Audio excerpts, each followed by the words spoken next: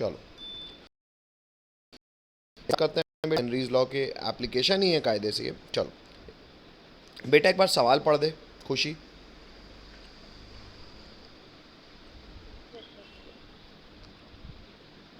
If N2 gas is bubbled through water at 293 Kelvin, how many millimoles of N2 gas would dissolve in 1 liter of water? Assume that N2 exerts a partial pressure of 0.987 bar. Given that Henry's law constant for N2 at 293 Kelvin is 76.48 K bar. Kilo बार। देखो बेटा आसान सा सवाल है भाई। कह रहा है सवाल आपको कि एक तो डब्बा है, उस डब्बे में पानी है, डब्बा हो या समुद्र हो कहीं भी हो, ऊपर हवा है, हवा में सर ऑक्सीजन भी होता है, नाइट्रोजन भी होता है, और टोटल प्रेशर जो भी होता होगा। लेकिन आपको सवाल पूछ रहा है कि देखो इसमें पार्शियली नाइट्रोजन कितना प्रेशर लगा रहा है, पार्शियली नाइट्रोजन का प्रेशर आपको दिया हुआ है ये 0.987 बार। और आपसे पूछा गया है कि अगर नाइट सब बन गया है क्या बेटा इसमें सर इसमें 20 में मोल्स नाइट्रोजन के नहीं आई थिंक तो सर नीचे जब हम मोल्स हमारे पास नाइट्रोजन के हैं तो उस पे वो नेग्लिजिबल मान लेता है आ रहा हूँ तो बेटा, वो क्यों आ रहा हूँ बेटा, वो आ रहा हूँ, नेग्लिजिबल वाला नहीं आ ठीक रहा है हूँ, आ रहा हूँ, उसमें आ रहा हूँ। देखो पहले सवाल को समझ लेते हैं। जो आप पूछ रहे हो तो मैथमेटिकल बात है, आ रहा हूँ मैं उसमें, थोड़ा सा सुन लो सब लोग। तो भाई नाइट्रोजन का प्रेशर दिया हुआ है कितना है, अच्छा, और ये दिया हुआ है कि 293 केल्विन में ही नाइट्रोजन का हेनरी लॉ कांस्टेंट यानी कि के एच का वैल्यू भी दिया हुआ है हमको। भाई हमको के एच का वैल्यू उतने ही टेम्परेचर पे दिया हुआ है नाइट्रोजन का। तो सबसे पहले डेटा सबको समझ में आता है, डेटा क्या दिया हुआ है? हेलो हेलो, अच्छा। फिर हम हेनरी हेनरी लॉ लगा देंगे। हेनरी लॉ क्या कहता है? पार्शियल प्रेशर किसी भी गैस का, फिलहाल नाइट्रोजन की बात हो रही है, is equal to mole, Henry law constant nitrogen का इनटू उसका मोल फ्रैक्शन। ये हमको पता है क्योंकि मोल फ्रैक्शन होता है मोल अपॉन मोल, तो इसका कोई यूनिट नहीं होता। तो जो प्रेशर का यूनिट होगा बेटा, वही यूनिट अपने को के एच का रखना पड़ेगा, क्योंकि मोल फ्रैक्शन का तो कोई यूनिट होता नहीं है। यहाँ तक सबको समझ में आती बात? हेलो हेलो, चलो। तो अब बस बेटा, तो अब अपने को जो पार्शियल प्रेशर दिया है वो दिया है 0.987 बराबर। अपने को जो के एच दिया है वो दिया है 76.48 किलो बार, मतलब इंटू 10⁻³ क्योंकि बार रखोगे तब ना ये बार और ये बार कैंसिल होगा, तो किलो का अपन ने 10⁻³ अलग से रख लिया, और इंटू यहाँ बाजू में आ जाएगा बेटा क्या? Mole fraction. हेलो, यहाँ तक राइट है सबको? इतना समझ में आता है? मिटा दूँ? हेलो, चलो। रिपीट कर दीजिए क्या रिपीट करना है बेटा? यहाँ क्या कहाँ फंसे पूछ लो। 0.987 समझ में आता सर है? ये 0. हाँ सर उसके बाद नहीं आया के एच का वैल्यू क्या दिया हुआ है बेटा हेनरी हाँ लॉ सर का? के एच का वैल्यू नाइट्रोजन के लिए क्या दिया हुआ है? 96.48, लेकिन वो तो किलो बार है और प्रेशर तो बार में है, तो आपको यस यूनिट तो सेम रखनी पड़ेगी क्योंकि मोल फ्रैक्शन का कोई यूनिट तो होता नहीं है। हेलो, हाँ यस सर तो बेटा उसको किलो के लिए मैंने 10⁻³ अलग से कर दिया, तो इसका बार इसका पार कैंसिल हो गया, तो जो भी बचा वो बचा मोल फ्रैक्शन। तो यहाँ से बेटा मोल फ्रैक्शन अगर हम निकालेंगे तो क्या आएगा? रेशियो ही बता दो क्या आएगा।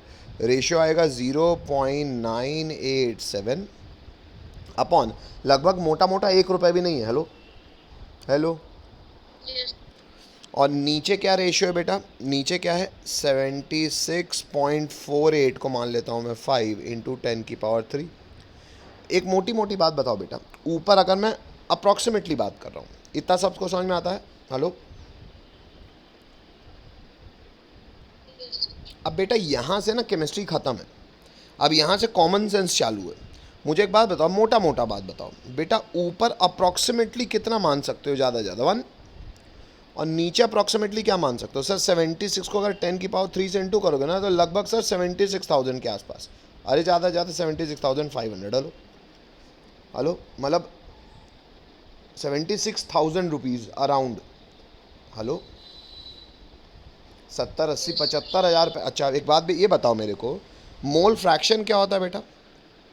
मोल फ्रैक्शन होता है सर, किसी भी चीज़ का मोल फ्रैक्शन होगा number of moles of nitrogen upon number of moles of nitrogen plus number of moles of water, क्योंकि ये मोल फ्रैक्शन तो पानी के अंदर है ना, तो जितने नाइट्रोजन के मोल्स होंगे अपॉन टोटल मोल्स, ये होता है मोल फ्रैक्शन। तो ये अप्रॉक्सीमेटली कितना है बेटा? 1/75,000 रुपये। हेलो, ये पता है मैं जान के 75,000 क्यों लिख रहा हूँ? मैं आपको एक कॉमन सेंस बताना चाह रहा हूँ बेटा। अगर दोनों के पास टोटल संपत्ति मिला के 75,000, 75,500, 76,500 ऐसा कुछ है, मतलब 70-80,000 रुपये के आसपास दोनों पास, दो भाइयों के पास मिला के पैसा है, और एक भाई के पास उसका 1 रुपये है केवल, तो दूसरे भाई के पास सगली संपत्ति नहीं हुई भाई। दो भाइयों की टोटल संपत्ति लगभग 75-76,000 रुपये है, और आपको ये पता है कि एक भाई के पास केवल 1 रुपये है, तो मतलब बेटा सारा का सारा पैसा किसका है? हेलो, दूसरे भाई का। हेलो, नहीं समझ में आ रही बात मेरी? Yes, sir. अरे यार, Yes, sir. दो पार्टनर आए साथ में बिजनेस खोलने, एक के पास लगभग 1 रुपये है, वो भी पूरा नहीं है, लगभग 1 रुपये है, और दूसरे के पास 76,500 रुपये है, तो बेटा किसी का एक पार्टनर का 1 रुपये गिने ना गिने फर्क पड़ेगा? हेलो, हालांकि हमको निकालना वही है, तो बेटा नीचे अप्रॉक्सीमेटली आदमी क्या मान ले रहा है भाई? ऐसे अगर इसको मैथमेटिकली बहुत आसानी से सॉल्व करना होगा तो पता आपको थ्योरी क्या कहती है? कहती है ऊपर मान लो number of moles of nitrogen और नीचे मान लो केवल नंबर ऑफ मोल्स ऑफ पानी। क्यों? क्योंकि ये तो ऑलरेडी निग्लेजिबल है। किसके आगे? इसके आगे। Hello hello, Yes, sir. इससे फ़ायदा ये हो जाएगा बेटा, यहाँ तक सबको समझ में आता? हटा दूँ?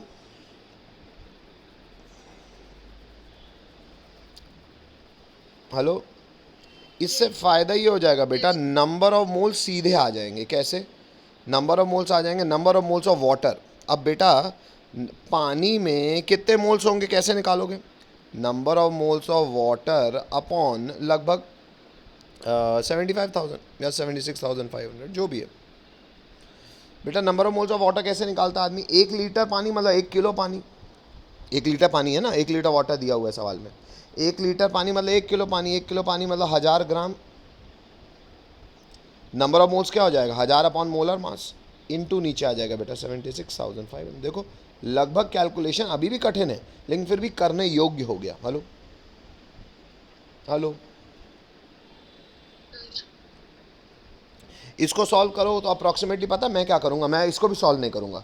मैं कहूँगा सर देखो नीचे है लगभग मान लो 750 रुपये। 750 रुपये अगर 10 बार आता तो कितना पैसा होता जाता बच्चों? 7,500 रुपये। हेलो, और 20 बार आता तो कितना पैसा आ जाता? 1,500 रुपये। हेलो, 2 बार का पैसा कम है, मतलब 750 रुपये इंटू 2 1,500 रुपये।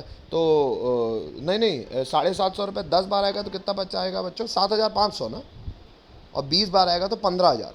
15,000 में 1,500 रुपये निकाल दो, क्योंकि 2 का फैक्टर है, तो 15,000 में 1,500 रुपये लगाए तो कितना पैसा बचा बच्चों? लगभग 13,500। हेलो हेलो, हाँ सर। उसमें एक 0 और हटा दिया, मतलब बेटा 1/1300 या 1/1400 कितना होगा बच्चों? ये मैं आपको केवल मैथ्स करना सिखा रहा हूँ बेटा। कर आप इसको नॉर्मली भी सकते थे, लेकिन उसमें आपको मेहनत लगती, क्योंकि ऐसे कैलकुलेशन बड़े अजीब से हो जाते हैं। तो बच्चों मैं मान लेता हूँ ऊपर 100 और यहाँ पे इस 100 को निपटाने के लिए 10⁻², और नीचे रख देता हूँ बेटा मैं लगभग 14 ही कर देता हूँ, इस तरह से कराओ 14 कर देता हूँ। तो सर ये तो 1400 मान रहे हो आप, मतलब 10⁻0 यहाँ और बताओगे? हाँ बनाएंगे। तो 14 की टेबल बेटा 100 कितनी बार में आएगा? लगभग 6 जा 7 जा 7 जा। हेलो, मतलब 7 इंटू 10⁻⁴ के आसपास आंसर होगा। 14 7 जा कितना होता है बोलो? लगभग 100 रुपये, मतलब 90 कुछ होता है ना। हेलो, हाँ सर 98। हाँ तो ठीक है 100 रुपये। तो देखो 7 इंटू 10⁻⁴ मैंने लगभग आंसर निकाल लिया। अब देखो इतना अप्रॉक्स करने के बाद भी देखना आंसर क्या होगा। अच्छा आपको मिली मोल्स पूछें, आपको मिली मोल्स पूछें बेटा, तो इसको मिली में कैसे निकालोगे बेटा? भाई इतने तो हमारे पास तो आए मोल्स, मिली मतलब बेटा 10⁻³ तो इससे 10⁻³ चुरा लो, तो 7 इंटू 10⁻⁻1 यानी कि 0.7 मिलीमोल्स आंसर होगा आपका। Hello hello. और एग्जैक्ट आंसर देखो क्या है, 0.716। क्या ख़राब किया यार, अपन तो एकदम बड़ा बड़ा अप्रॉक्स कर गए। क्यों? क्योंकि बड़ी चीज़ में चुराया जा सकता है। भाई मैं 1300 को 1350 1400 लिखने में मेरे को टेंशन नहीं, क्योंकि मुश्किल से 4-5% का एरर है। भाई 1300 का 1% होता है 13 रुपये, तो मतलब मैंने 50 रुपये का भी ऊपर नीचे कर दिया तो बहुत फ़र्क नहीं पड़ता, 2-4% का एरर चलता है। Hello hello. बड़ी चीज़ में, लेकिन छोटी चीज़ में नहीं। 1 रुपये में 98 भी चुरा लोगे तो 50% का एरर है बड़ी चीज़ में। Hello hello. डाइल्यूट सोल्यूशन के लिए मोलारिटी होती है, क्योंकि डाइल्यूट में सॉल्यूट कम है, सॉल्यूट कम है तो जो भी भागीदारी है सॉल्वेंट की, और सॉल्वेंट अगर पानी है तो और कोई दिक्कत नहीं, डेंसिटी एक होती है। चलो बेटा आगे बढ़ रहा हूँ मैं, शायद इतना सबको समझ में आ रहा होगा। अगला बोलो बेटा।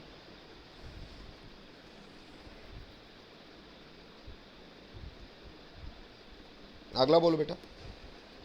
Of liquid in liquid solution, solubility of liquid in liquid solution. आइए इस पे थोड़ी सी चर्चा करें। मतलब हमने लिक्विड सॉल्यूशंस पे ही हम फोकस हैं, मतलब सॉल्वेंट सब में लिक्विड है, solid in liquid, gas in liquid की चर्चा कल कर ली है, और आज और अभी आगे आने वाले समय में यही करना है। क्या? लिक्विड इन लिक्विड सॉल्यूशन की चर्चा।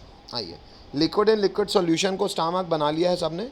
इसमें लिखते हैं बच्चों सबसे पहले पॉइंट क्रमांक कैपिटल ए। इसमें ए में 1 2 3 4 अलग करेंगे, ठीक है? ये थोड़ा सा अच्छा इसमें इंपॉर्टेंट डाल देना बच्चों। हालांकि हेनरीज लॉ भी बहुत आता है, पर ये बहुत ज़रूरी है, ये एक्चुअली यही ज़्यादा पूछा जाता है, लिक्विड इन लिक्विड सॉल्यूशन। चलो शुरू कर सकता हूँ? हटा दूँ? Yes sir. चलो, हेडिंग स्टार मार्क डाल दिया सबने, आगे बढ़ रहे हैं। बेटा कैपिटल ए लिखेंगे यहाँ पे, लिक्विड एंड लिक्विड सॉल्यूशन की जानकारी हासिल करते हुए सबसे पहले लिखेंगे कैपिटल ए, और कैपिटल ए में हेडिंग डालेंगे बच्चों vapour pressure of liquid liquid solutions. देखते हैं भैया वेपर प्रेशर कैसे निकालेंगे। लिक्विड एंड लिक्विड सॉल्यूशन मतलब सॉल्यूट भी लिक्विड, सॉल्वेंट भी लिक्विड। चलो शुरू करें बच्चों।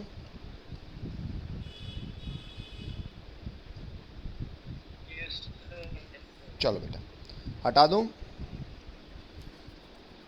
बेटा ये कैपिटल ए जो आपने लिखा है vapour pressure of liquid liquid solution, इसमें लिखते हैं सबसे पहले पॉइंट नंबर 1, और पॉइंट नंबर 1 ही हमारा हो जाएगा, लिखेंगे बच्चों Raoult's law.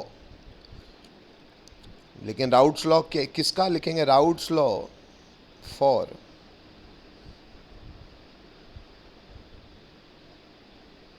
Volatile solute in liquid solvent. Point number 1 heading लिखने के बाद एक बार रीड कर देना, जो भी बच्चा पहले लिख ले अपने आप रीड कर दे।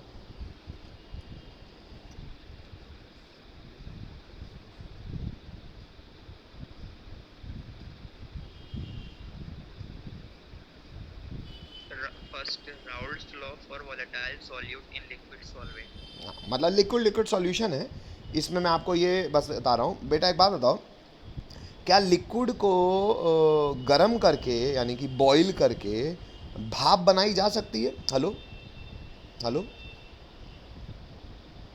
Yes sir. अच्छा, तो मतलब अगर लिक्विड को गर्म करके भाप बनाओगे तो जो, अगर मान लो बंद डब्बे में करोगे तो जो वेपर बनेगी उस वेपर का कुछ प्रेशर होगा। हेलो। Yes sir. तो the pressure exerted by vapours of a liquid is known as vapour pressure. ये लिखवा भी दूंगा, पर वेपर प्रेशर बना सकता है ना लिक्विड उबलने के बाद, हर लिक्विड। हेलो। Yes sir. ठीक है ठीक है, इतना सबको समझ में आ रहा है? आगे बढ़ जाऊँ? चलो अब पहले इंग्लिश लिखेंगे बच्चों, बस इंग्लिश लिखेंगे पहले। कॉमन सेंस है, कुछ ज़्यादा कहानी नहीं है यहाँ पे, पर ये बहुत ज़रूरी है बेटा ना। इंग्लिश लिखेंगे बच्चों, लिखेंगे द लॉ, इंग्लिश लिखेंगे the law states that the law states that for a solution of volatile liquids, volatile का अर्थ क्या होता है बच्चों? ऐसी चीज जो उबलने से भाप बना दे, उसे कहते हैं वॉलेटाइल है। क्यों सर, कुछ चीज बहुत अधिक गर्म करो तो भाप नहीं बनाती? ऐसा नहीं, देखो भाप तो बनाती है, लेकिन बहुत ज़्यादा गर्म करना पड़ता है ना, जिसको उसको वॉलेटाइल नहीं मानते। वॉलेटाइल कब कहते हैं? जब आसानी से हो जाए। नहीं समझ रहे? Yes, sir. तो इंग्लिश, इतनी इंग्लिश लिखो। राउल्ट्स लॉ लिखो। The law states that for a solution of volatile liquids, comma, English पूरी करते हैं, पन्ना पलटना पड़ेगा मेरे को। आगे बढ़ूँ? चलिए। चलो, तो लिखेंगे मेरे भाई, the law states that, comma करके इंग्लिश पूरी करेंगे बच्चों, लिखेंगे the partial vapour pressure of each component of the solution is directly proportional to its mole fraction present in solution. लिखो तो हाँ बोलो, तो कंसिडर कर लो। तो नेक्स्ट लाइन से लिखेंगे बच्चों, let us consider a binary solution of two volatile liquids and denote the two components as एक एंड दो, फुल स्टॉप। फिर से नेक्स्ट लाइन से लिखेंगे, लेटो क्या, let the total vapour pressure, let the total vapor pressure be P total and small p1 and small p2 be the partial vapor pressure of two components 1 and 2 respectively। फिर से next line से लिखेंगे,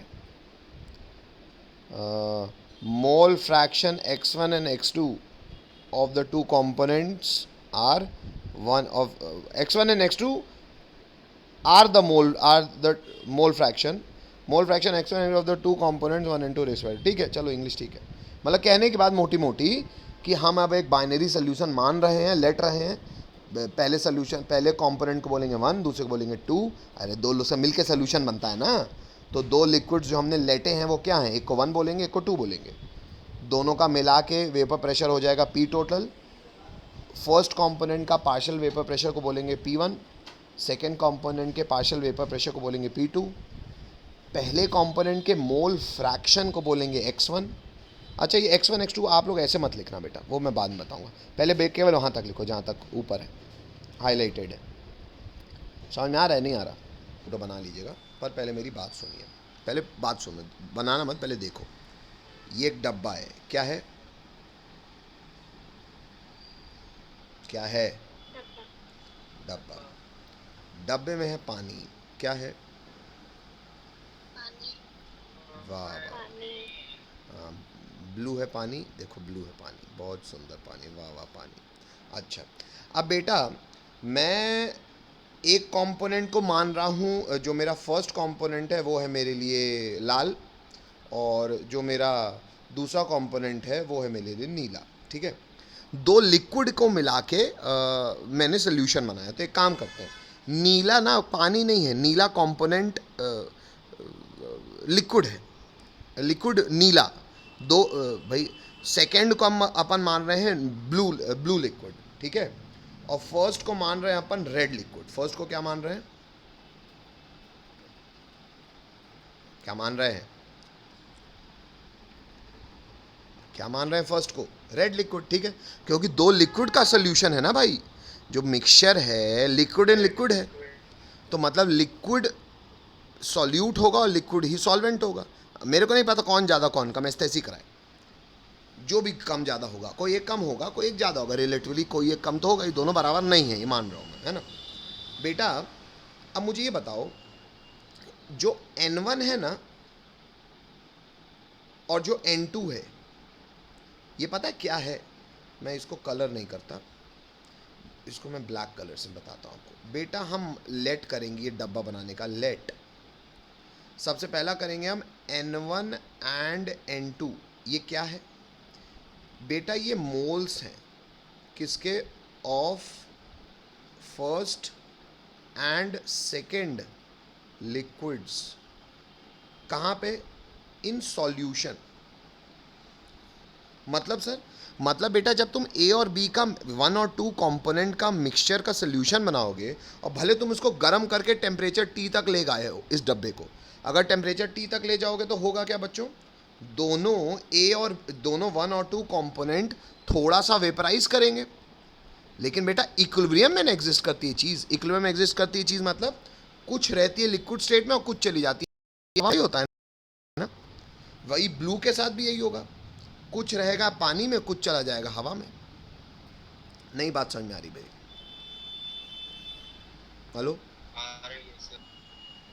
अब जो जो डब्बे पे बेटा जो टोटल प्रेशर लग रहा होगा, उस टोटल प्रेशर को मैं क्या कह रहा हूँ, ये जो वेपर्स जो प्रेशर लगा रहे हैं, ये टोटल प्रेशर को मैं क्या कह रहा हूँ, पी टोटल। जो प्रेशर कंपोनेंट 1 लगा रहा है उसको मैं क्या कह रहा हूँ, पार्शियल प्रेशर जो पहला कंपोनेंट लगा रहा है P1। जो दूसरा कंपोनेंट वेपर बना के प्रेशर लगा रहा है उसको मैं क्या कह रहा हूँ, प्रेशर P2। हेलो, इतनी इंग्लिश तो मैं लिखवा चुका हूँ आपको, ये PT P1 P2 वाली। आप लोग अब ये डब्बा बनाओ और ये इंग्लिश और लिखो डब्बे के नीचे, क्या लेट कर रहे हैं हम, N1 एंड N2 क्या है, moles of 1 and 2 liquid in solution state. Solution state मतलब पानी में। भाई जब तुमने ये दोनों लिक्विड सॉल्यूशन को गर्म किया, टेम्परेचर टी तक ले गए, तो कुछ भाप बनी, लेकिन कुछ भाप बनी होगी सर तो कुछ लिक्विड में भी तो बचा होगा, क्योंकि बेटा कभी भी कोई चीज़ ना इक्विलिब्रियम में आती है। एक लिक्विड कभी भी गैस के साथ इक्विलिब्रियम में रहता है तो गैस भी रहती है और लिक्विड भी रहता है। ऐसा नहीं होता कि सारा सारा पूरा पूरा कन्वर्ट हो जाता है, नहीं, कोई हर चीज़ इक्विलिब्रियम में मेंटेन रहती है। हेलो, यहाँ तक सब लोग कंफर्टेबल हैं? इतना लिख लिया, लिखो तो हाँ बोलो। तो मान लो पानी है, इथेनॉल है, दोनों लिक्विड है, तो पानी के लिक्विड स्टेट में मोल N1 है और इथेनॉल के लिक्विड स्टेट में मोल N2 है। हटा दूँ? अब ये ऊपर गैशियस स्टेट की बात कर रहा हूँ, आप लोग इंग्लिश कंटिन्यू करिए, मैं नेक्स्ट पेज में दिखाता हूँ आपको। नेक्स्ट लाइन से लिखो बच्चों, N1 dash and N2 dash, ये क्या है, ये हम अज्यूम कर रहे हैं मोल्स ऑफ 1 and 2, जो दो कंपोनेंट है उनके, लेकिन कि कहाँ पे, इन हवा में। हाँ, तो इन गैशियस स्टेट, क्योंकि टेम्परेचर टी तक जब लेके गए होंगे तो लिक्विड 1 लिक्विड 2 दोनों उबले होंगे, दोनों ने भाप बनाई होगी और अपना अपना इक्विलिब्रियम एस्टैब्लिश किया होगा अपने ही लिक्विड सोल्यूशन के साथ। तो लिक्विड कंपोनेंट में मोल्स कुछ और होंगे, गैशियस कंपोनेंट में मोल्स कुछ और होंगे। तो गैशियस मोल्स को आज से हम N1 डैश और N2 डैश मानेंगे, 1 और 2 का। हटा दूं?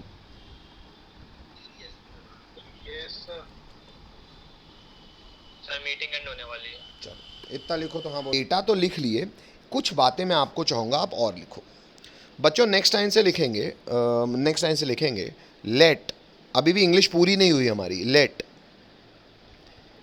x1 एंड x2, या एंड ऐसे मत करो, let x1 comma x2 and y1 comma y2 be the mole fraction of component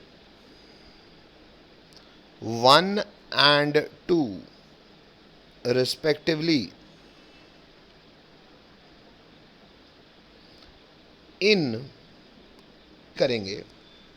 ये आपको कंटिन्यूएशन में लिखना और बात ये लिखनी है कि लेट कर रहे हैं हम कि x1 x2 and y1 y2 ये क्या है, B the mole fraction of component 1 and 2, x1 1 का है, x2 2 का है, y1 1 का है, y2 2 का है, लेकिन ये x1 x2 1 और 2 का कहाँ पे है, लिक्विड स्टेट में। लिक्विड स्टेट मतलब जो उनके मोल्स पानी में अभी भी लिक्विड स्टेट में एग्जिस्ट कर रहे हैं उसका मोल फ्रैक्शन, और y1 y2 क्या है, मोल फ्रैक्शन 1 2 का ही है, लेकिन कौन से मोल्स का मोल फ्रैक्शन है, उन मोल्स का मोल फ्रैक्शन है 1 और 2 का जो वेपर स्टेट में है। वो फोटो याद है ना अपनी, वेपर स्टेट वाली और लिक्विड स्टेट वाली? हेलो, हाँ सर। ठीक है, इतना लिखो तो हाँ बोलो। अगर ऐसा है बच्चों तो नेक्स्ट लाइन से लिखेंगे अपन, देयरफॉर अब ये बताओ मुझे x1 का फॉर्मूला क्या हो जाएगा बच्चों? आपने लेट तो किया हुआ है, बताइए जरा कॉमन सेंस से।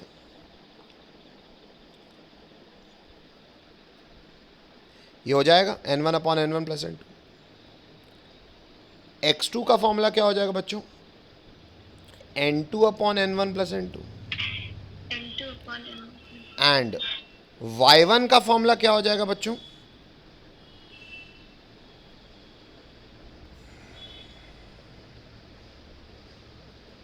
y2 का।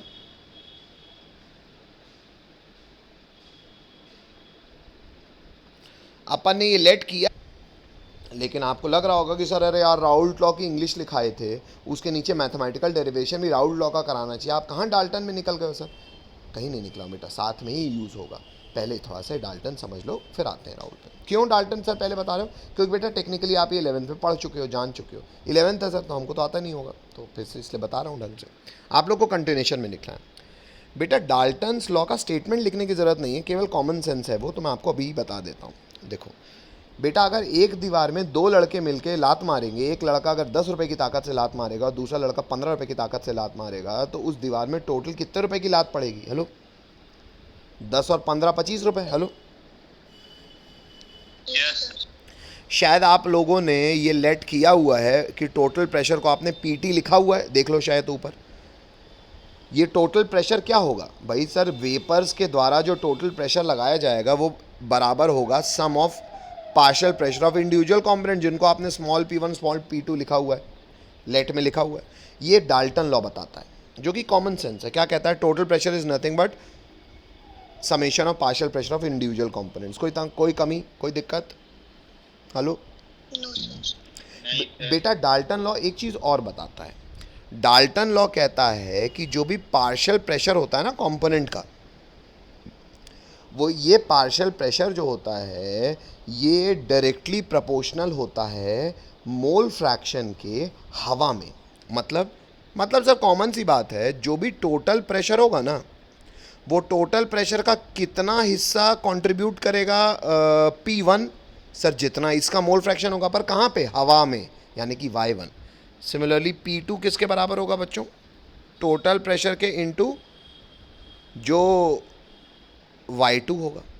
ये बेटा एक्चुअली डाल्टन्स लॉ के कंक्लूजन है, आप लिखें मैथमेटिकल। Sir, हो गया. ठीक है, तो इतनी बात बच्चों आप 11th में सीख चुके हो, जानते हो कि टोटल प्रेशर इंडिविजुअल प्रेशर्स के समेशन के बराबर होता है, और वेपर प्रेशर किसी भी कंपोनेंट का अगर आप निकालना चाहो तो बराबर होता है टोटल प्रेशर के इनटू जो उसकी भागीदारी होती है मोल फ्रैक्शन की, लेकिन कहाँ पे? हवा में। इसलिए यहाँ मैंने Y1 Y2 का इस्तेमाल किया है। नेक्स्ट लाइन से लिखेंगे बच्चों। अब राउल्ट लॉ क्या कहता है, तो फिर से नेक्स्ट लाइन से लिखेंगे। According to RAOULT Raoult's law. अब राउल्ट लॉ क्या बताया है? फॉर कंपोनेंट 1 पहले बात करेंगे। राउल्ट लॉ ने इंग्लिश में बोला है कि अगर दो वॉलेटाइल कंपोनेंट हैं तो हर कंपोनेंट का जो इंडिविजुअल पार्शियल प्रेशर होगा वो डायरेक्टली प्रोपोर्शनल होगा उसके मोल फ्रैक्शन के, लेकिन कहाँ पे? लिक्विड स्टेट में। राउल्ट लॉ ने कहा है P1 will be proportional to X1। आप लोग कैपिटल X लिखिएगा। और यहाँ का प्रोपोर्शनैलिटी कांस्टेंट जब राउल्ट साहब निकालने गए तो वो प्रोपोर्शनैलिटी कांस्टेंट आया बच्चों P1 नॉट। क्या आया? आप लोग ऐसे लिखना है इसको, आप लोग लिखना P1 is equal to P1 naught into X1, क्योंकि अपन ने मोल फ्रैक्शन को बड़ा X माना है ना। अब सर आप पूछेंगे सर ये P नॉट क्या है, तो इंग्लिश लिखेंगे where P01 is the vapour pressure of pure component 1 at the same temperature. मतलब अगर आपको मेरी वो फ़ोटो याद हो, वो लाल और नीली वाली, तो अगर मान लो लाल को मान रहा हूँ मैं लिक्विड 1, तो बेटा जब लिक्विड 1 अकेला होता, नीले के साथ नहीं होता, अकेला होता, जब लिक्विड 1 अकेला होता और उसको सेम टेम्परेचर T तक आप ले जाते और उबालते, तो फिर उसको उसका प्रेशर आता। लेकिन तब जितना प्रेशर आता ना, वो उसका अकेले का इंडिविजुअल प्रेशर होता, वही टेम्परेचर T में, वही P1 नॉट है। मतलब vapour pressure of pure component 1, मतलब अकेला कंपोनेंट 1, लेकिन एट द सेम टेम्परेचर। बात समझ में आती है? जब वो अकेला था। हेलो अब सर ये क्यों लिख दिया यहाँ पे? बेटा ये एक्सपेरिमेंटल जानकारी है कि जो प्रोपोर्शनैलिटी कांस्टेंट होता है ना, वो P1 नॉट के ही बराबर आता है हर किसी लिक्विड के। हर किसी लिक्विड का पार्शियल प्रेशर डायरेक्टली प्रोपोर्शनल होता है उसके मोल फ्रैक्शन के पानी में, और प्रोपोर्शनैलिटी कांस्टेंट होता है उसी लिक्विड का वेपर प्रेशर जब वो अकेला प्रेशर बनाता है। तो ये एक्सपेरिमेंटल ट्रुथ है बेटा, हमने इसे राउल्ट मतलब राउल्ट ने इसे दुनिया को बताया। नेक्स्ट लाइन से लिखेंगे सिमिलरली फॉर कॉम्पोनेंट 2 क्या कह पाओगे राउल्ट लॉ से? आसान है sir, P2 equal to P02 into X2, where P02 क्या हो जाएगा? Represent vapour pressure of pure component 2। बात समझ में आती है? हेलो लिखो तो हाँ बोलो। नेक्स्ट लाइन से लिखेंगे बच्चों अकॉर्डिंग लिखेंगे combining both Dalton's and Raoult's law.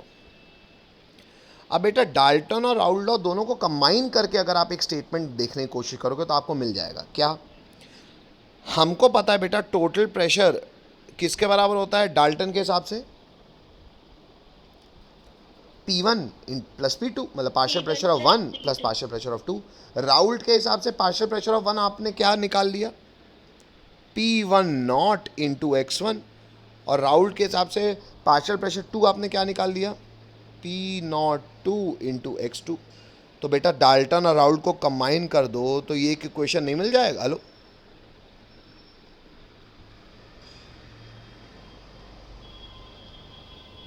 डब्बे बंद करना, बहुत इंपॉर्टेंट कंक्लूजन है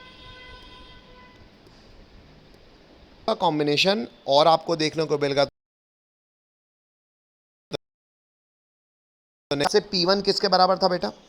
पार्शियल प्रेशर ऑफ 1 किसके बराबर था? डाल्टन के।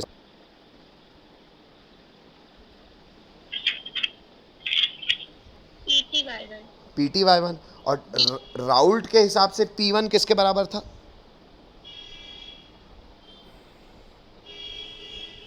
P1 not X1। तो बेटा यहां से आपने X1 Y1 भी रिलेट कर दिया। Similarly PT/Y2 will be equal to P2 naught into X2, तो यहां से आपने X2/Y2 भी रिलेट कर दिया।